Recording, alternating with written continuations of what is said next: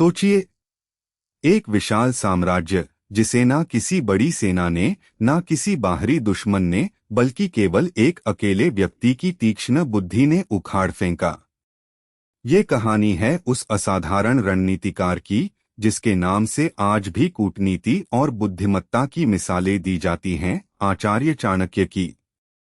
बात है प्राचीन पाटलिपुत्र की।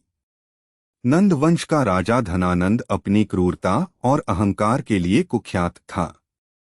एक दिन एक साधारण ब्राह्मण चाणक्य राजदरबार में आया, लेकिन राजा ने उसका घोर अपमान किया। उस अपमान की अग्नि में जलते हुए चाणक्य ने भरी सभा में अपनी शिखा खोल दी और प्रतिज्ञा ली, जब तक मैं इस अहंकारी नंद वंश का समूल नाश नहीं कर देता, तब तक अपनी शिखा नहीं बांधूंगा। यह केवल एक ब्राह्मण का क्रोध नहीं था, यह एक युग परिवर्तन की घोषणा थी। चाणक्य को पता था कि सीधे बल से कुछ नहीं होगा। उन्हें एक ऐसे नायक की तलाश थी जो उनके सपनों को साकार कर सके। और वो नायक उन्हें मिला एक साधारण से चरवाहे बच्चे में, चंद्रगुप्त में। चाणक्य ने उस बालक में सम्राट बनने की चिंगारी देखी। उन्होंने चंद्रगुप्त को केवल युद्ध कला ही नहीं सिखाई, बल्कि उसे राजनीति, कूटनीति, अर्थशास्त्र और जासूसी के हर दांव व पेंच में पारंगत किया। चाणक्य ने चंद्रगुप्त को सिखाया कि युद्ध केवल तलवारों से नहीं, बल्कि दिमाग से जीते जाते हैं। उनकी सबसे प्रसिद्ध रणनीतियों में से एक थी गरम रोटी का सिद्धांत। चंद्रगुप्त ने शुरुआत में सीधे पाटलिपुत्र पर हमला किया और बुरी तरह हारा।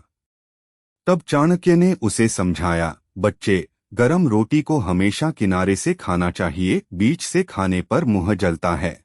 इसका अर्थ था कि साम्राज्य के केंद्र पर हमला करने से पहले उसकी बाहरी सीमाओं को जीतना होगा, छोटे छोटे राज्यों को अपने अधीन करना होगा।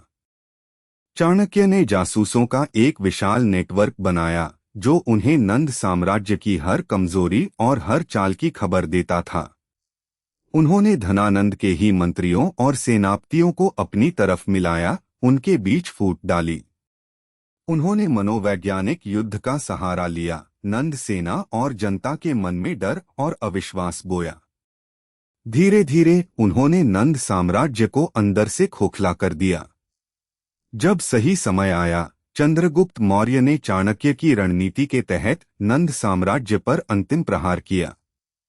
धनानंद पराजित हुआ और चाणक्य ने अपनी प्रतिज्ञा पूरी की। उन्होंने अपनी शिखा बांधी और एक नए, शक्तिशाली और न्यायपूर्ण मौर्य साम्राज्य की स्थापना की, जिसके शिखर पर चंद्रगुप्त मौर्य थे। चाणक्य ने कभी खुद के लिए कोई पद या सिंहासन नहीं मांगा। उनका एकमात्र लक्ष्य एक सुदृढ़ और न्यायप्रिय राष्ट्र का निर्माण करना था। उनकी चाणक्य नीति और अर्थशास्त्र आज भी हमें शासन, प्रबंधन और जीवन के हर क्षेत्र में सफलता के सूत्र सिखाते हैं। यह कहानी बताती है कि सच्ची शक्ति बाहुबल में नहीं, बल्कि तीक्ष्ण बुद्धि और अडिग संकल्प में होती है।